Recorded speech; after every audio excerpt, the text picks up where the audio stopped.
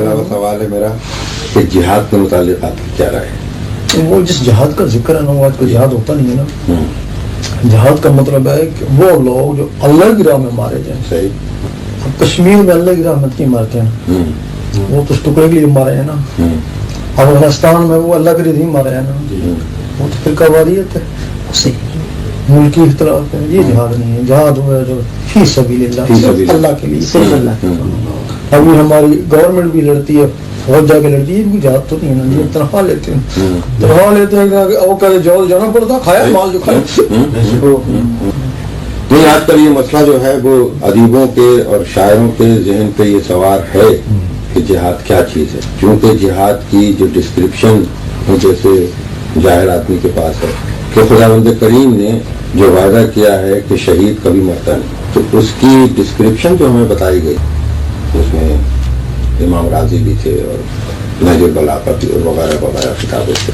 اور ماڈرن زمانے کے جو مفکرین ہیں انہوں نے بھی پوری دنیا کو 4 چیزوں میں بانٹ دیا.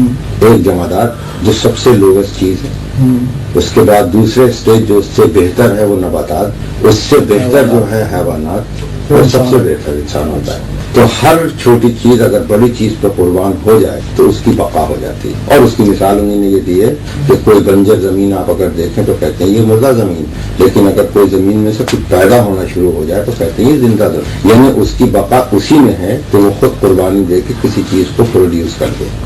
انسان آپ کے لیے کوئی قربانی دیتا ہے وہ جہاد نہیں ہے. قربانی جو اللہ کے لیے دیتا ہے وہ جہاد ہے. میں اسی پہ آ رہا ہوں, چونکہ انسان سے بڑھ کر کوئی چیز ہے نہیں, چونکہ ہر چیز سے افضل انسان ہو گیا. اور اللہ نے بھی کہا کہ ہم نے سب سے افضل کسی کو بنایا تو انسان کو بنایا. تو اگر بقول آپ کے تو زمین کے لیے میں مارا جاتا ہوں تو جہاد کہاں رہی, اس لیے کہ وہ تو زمین مجھ سے کمتر چیز تھی. اگر میں کسی بھی چیز کے لیے جو دنیاوی ہو اس کے لیے مارا جاؤں تو وہ مجھ سے کمتر ہو جاتی ہے. اور جب جو چیز بھی مجھ سے کمتر ہوگی میں اگر اس کے لیے جان دوں, حتیٰ کہ ملک کے لیے بھی اگر میں جان دوں تو مجھ سے کمتر ہے. مجھ سے بہتر تو صرف ذات پروردگار ہے. ذات پروردگار کا جب تک احکام نبوی نہ ہو کہ بھئی یہاں پہ تمہاری ضرورت بقائے انسانیت یا بقائے مذہب رہ جاتا ہے, وہ وہاں سے شروع ہو جاتی ہے جہاد. ایک فلسفہ یہ تھا, اسی کو فلسفے کو جو قادیانی حضرات تھے انہوں نے کہا کہ بھئی اس کی کمپلیٹ ضرورت ہی نہیں جہاد کی. انہوں نے اپنے یہاں سے جتنے بھی فروع دین تھے اس سے اس کو خارج کر دیا. میں آپ سے معلوم کرنا چاہتا ہوں کہ کہاں پہ جا کے جہاد جو ہے وہ واجب ہو جاتا ہے. سب سے بڑا جہاد جو ہے جی اپنے نفس سے جہاد ہے.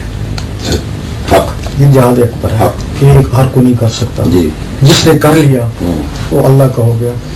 اس نے نفس کی قربانی دی تھی. ابراہیم علیہ السلام نے بیٹے کی قربانی دی نا, یہ اس سے بھی بڑھ کے ہے نا. اللہ, اس کا درجہ اس سے بھی بڑھ کے ہے. یہ تو سب سے افضل ہے.